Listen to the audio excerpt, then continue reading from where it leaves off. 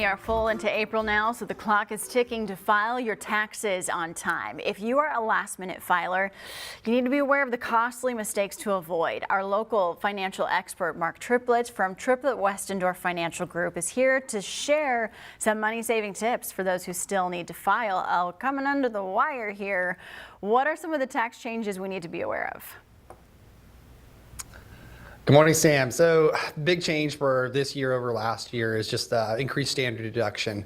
So, with inflation and rising cost of goods and services and living comes increases in standard deduction and increase in tax rates. So that happened from 2001 to 2022. We're going to see that again next year. But for 2022, a married couple filing jointly has a standard deduction of $25,900.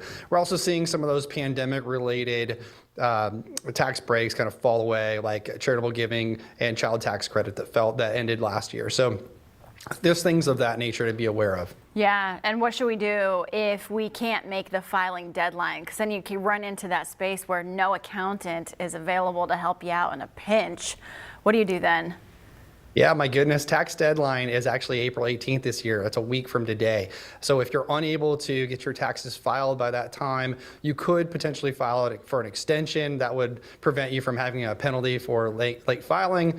However, even if you file an extension, and it does give you this extension to October 16th of next year, or pardon me, of 2023, you still have to pay your taxes. Like you'll still end up paying a penalty if you don't estimate your taxes and pay them by the deadline. So you could end up paying double fines if you fail to file an extension and you fail to pay your taxes. And if you do file an extension, you still have to pay your taxes on time. Right. And what are some of the most common mistakes you see that can be avoided? Folks that are rushing to file last minute using paper filing method rather than electronic filing method. There are so many different sources now where you can file electronically, and it really takes a lot of the human error out of that process. So if you haven't filed your taxes and you have an adjusted gross income of less than $73,000, you can actually do it for free online. Visit the IRS website. They have a list of vendors that you can click on, and you can actually file your taxes for free electronically and prevent yourself from maybe making some of those mistakes. And then just don't overpay. If you are able to reduce your tax liability for 2022 by maybe making a last-minute IRA contribution, that could potentially save you on your taxes. However, if your future tax rates are likely to be higher, deferring taxes may not be the best strategy. So we really recommend that you work with a financial professional and a tax professional before making these big decisions. Do we ever learn?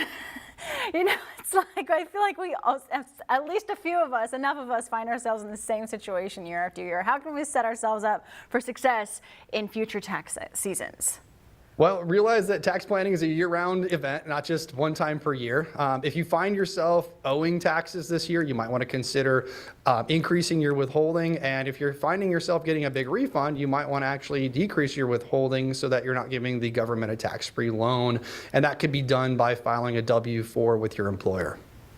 If I could change anything about my high school education, I'd be like, just teach me how to do my taxes. You're going to change my life. Thank you, Mark. Great to have you, as always. Thanks for having me.